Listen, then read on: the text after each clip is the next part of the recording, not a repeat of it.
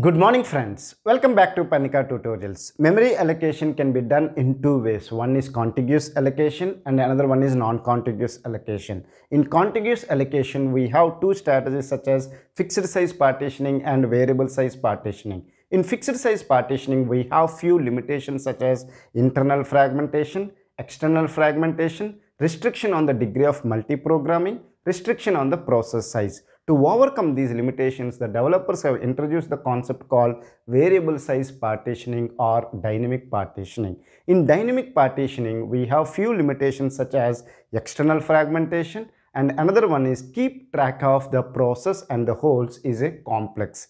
Look at here. This is a variable size partitioning. We have a main memory. Some part of the main memory operating system has been occupied. Okay. Now 2 bytes has been occupied by the process P1, 4 bytes hole is there at the particular instant of time, and again process P2 has occupied 3 bytes and you have a hole of 5 bytes. So keeping track of the process and the holes is a complex one in the variable size partitioning. However, it can be done using two data structures. One is bitmap and another one is the linked list. Using these two data structures, we can keep track of the process and the holes in the dynamic partitioning. In this video, I will discuss about the bitmap and its limitations. In the next video, I will discuss about the linked list. Okay. So now first let me discuss about the bitmap. In the bitmap concept, we will divide the main memory into certain allocation units. Okay. Now let's take that allocation unit size is 1 byte. Just for an example I am considering. So what you have to do is that you have to divide the main memory into these many allocation units. Means one allocation unit size is 1 byte. So totally how many bytes are there? 2 plus 4 is 6. 6 plus 3 is 9, 9 plus 5 is 14 bytes is there. So each allocation unit is 1 byte. So you have to divide it into 14 units. So what you will have is that you will maintain one allocation unit. This is second allocation unit. Similarly, this is another allocation unit like that you have to maintain. So in bitmap, each allocation unit will be maintained by 1 bit. Okay. We'll have a bit number 1, bit number 2, bit number 3, bit number 4, 6, 7, 8, 9, 10, 11, 12, 13, 14. Okay, just for your understanding, I am telling this concept. Okay. Now look at here. Now each allocation unit, look at here, this is the process P1. So this space is already being used. So whenever there is a process is there in a particular allocation unit, we will keep a value called 1. So in a bitmap, if you have a value 1, meaning is that in this allocation unit, some process is there. Okay. Now again, this allocation unit process is there. Now this is a hole. So 0, 0, 0. Are you able to understand? Because 4 bytes is there. If one allocation unit is 1 byte, so you will have 4 allocation units. So hole will be represented as 0, and if process is residing, we will represent with the value 1. So here process P2 is there. So you will have continuously 3 ones, and there is a hole of 5 bytes. So you will have a holes of continuously 0. So in the bitmap, 1 represents that process is there, 0 represents there is a hole. So if you have a continuous holes, then we can say that there is a hole. Similarly, let's take that. Now some process P3 has came with 2 bytes. Okay. Now process P3 came with 2 bytes. So we will allocate. Whether using the first fit or best fit or next fit, I am not worrying. So process P3 is there. There is a hole of 4 bytes. Process P3 requires a size of 2 bytes. So we can fit it in this one. So I have allocated this 2 bytes. Okay. So then what will happen? These 2 bits will be converted into ones. Is it clear? So this is the way we will maintain. Now the size of this bitmap. Look at here. How many bytes is there? 14 bytes is there. Allocation unit is 1 byte. So how many entries are there in this bitmap? 14 entries are there. So the number of entries in the bitmap will depend on the allocation unit. Suppose let's take that I have reduced the allocation unit as half byte. Then how many entries will be there in this bitmap? 28 entries will be there.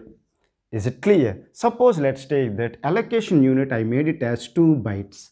Then number of entries will be there. How many? 7 entries will be there. So what I want to say here is the number of entries in the bitmap will depend on the size of the allocation unit. Is it clear? Now you can say that, sir, why to have an allocation unit of 2 bytes? I will make it as a 4 bytes. Okay, I agree. If I make it as a allocation unit of 4 bytes, what will be the problem? You please look at it. Okay, let me erase this one so that I will discuss the allocation unit with 4 bytes. Okay, are you able to understand? Now look at here, 2 bytes process is there, 2 bytes process is there. You are making an allocation unit of 4 bytes. So this is one allocation unit of 4 bytes. Are you able to understand? And again, these 2 bytes and 2 bytes from here will make another one allocation unit. Is it clear? Now you have 1 byte from this one.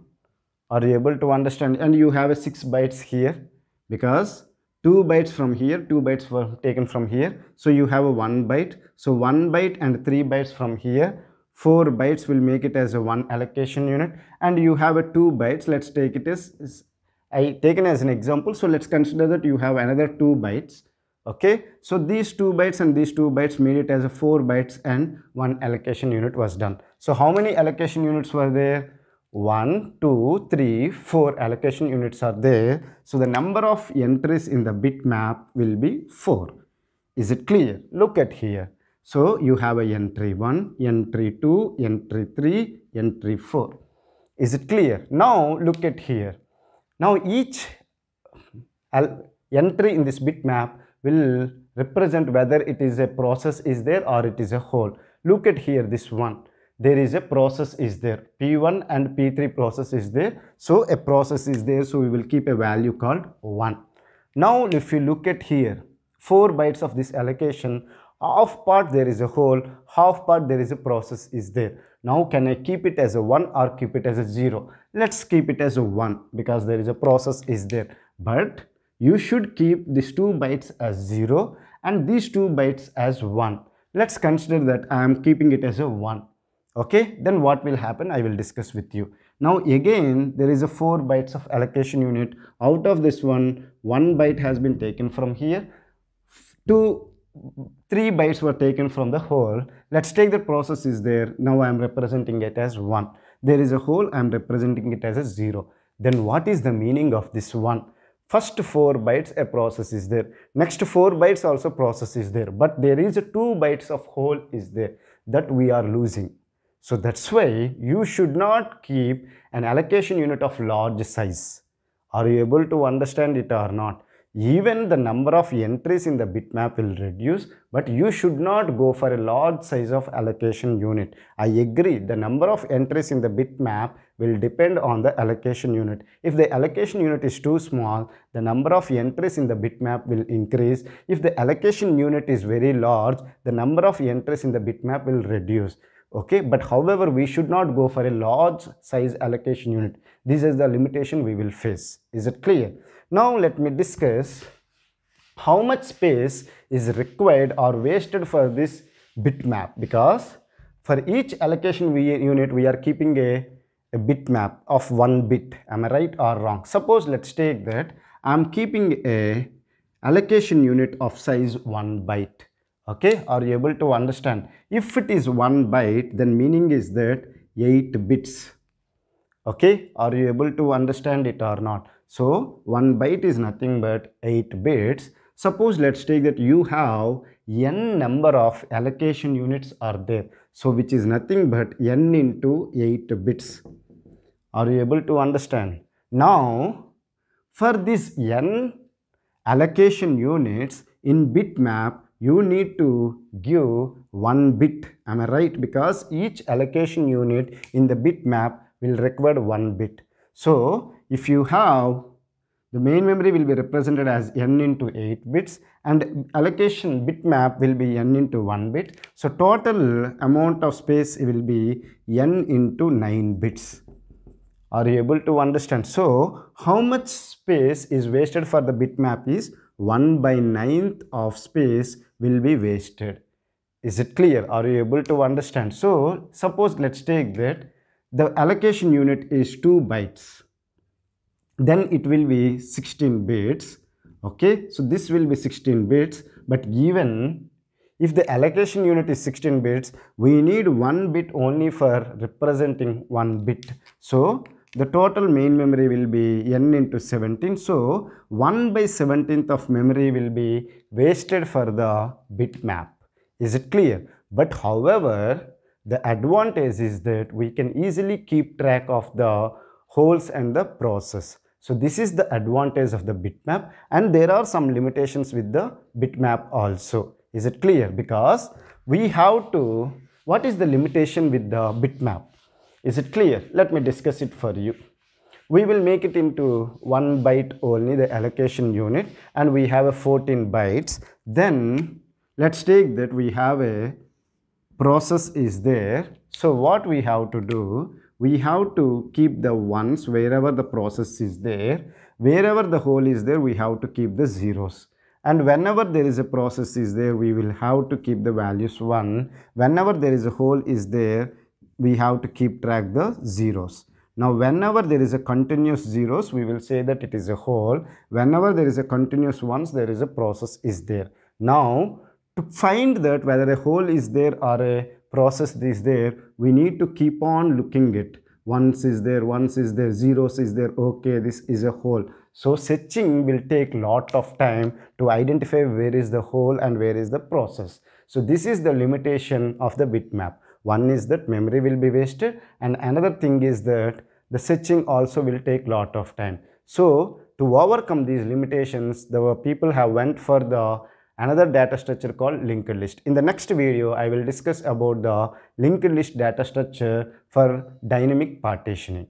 If you still have any doubts related to this bitmap concept, feel free to ask me in the comment section. I will try to clear your doubts as early as possible. Thank you for watching the complete video. Have a nice day.